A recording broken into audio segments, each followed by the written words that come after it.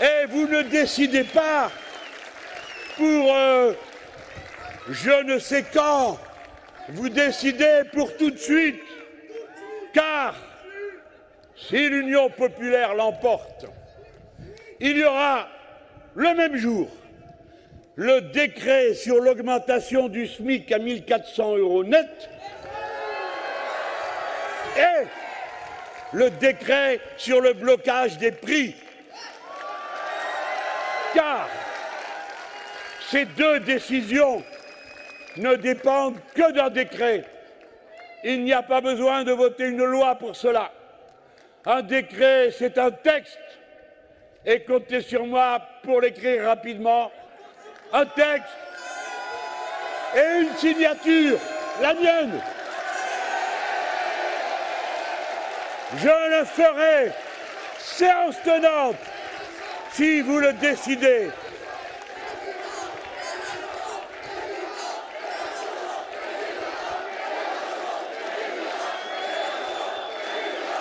Si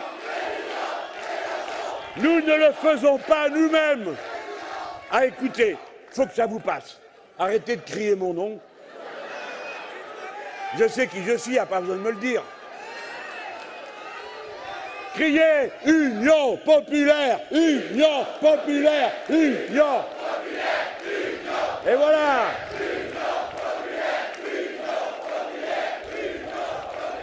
Si nous ne le faisons pas nous, alors ils laisseront aller encore l'envolée des prix. Et celle-ci est en train de prendre à la gorge et de frapper dur tous ceux qui pourtant, en dépit de toutes les difficultés, avaient réussi à maintenir leur famille à flot et se voient précipités dorénavant du fait de ces tarifs spéculatifs exorbitants dans une situation intenable. Alors on ne peut pas se contenter des petits saupoudrages de M. Castex. Il faut prendre des mesures d'urgence sociale fortes, efficaces et immédiates. C'est aux producteurs que nous renverrons toute la charge de la responsabilité de la situation, car l'augmentation de l'essence n'est pas le résultat de quoi que ce soit d'autre que d'une spéculation.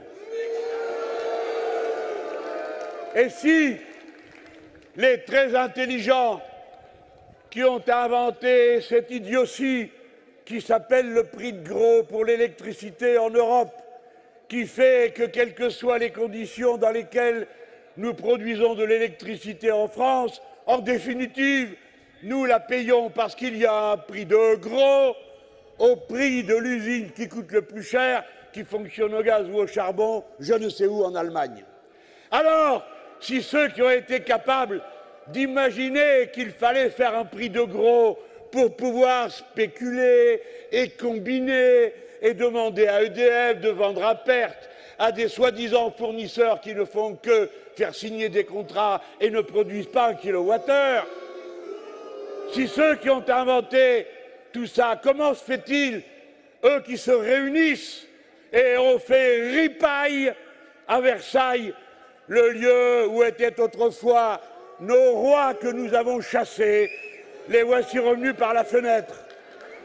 Eh bien, puisqu'ils étaient tous là, ils auraient pu se mettre d'accord et dire, par exemple, en Europe, nous sommes le premier producteur, le premier vendeur, la première masse monétaire du monde, et dans ces conditions, c'est nous qui fixons le prix de l'essence, parce que nous décidons d'un prix unique pour tout le continent, et alors les producteurs devraient s'y soumettre et augmenter leur production s'il le faut, pour maintenir, s'ils le veulent, leurs profits, que par ailleurs nous viendrons leur prendre au moment des impôts.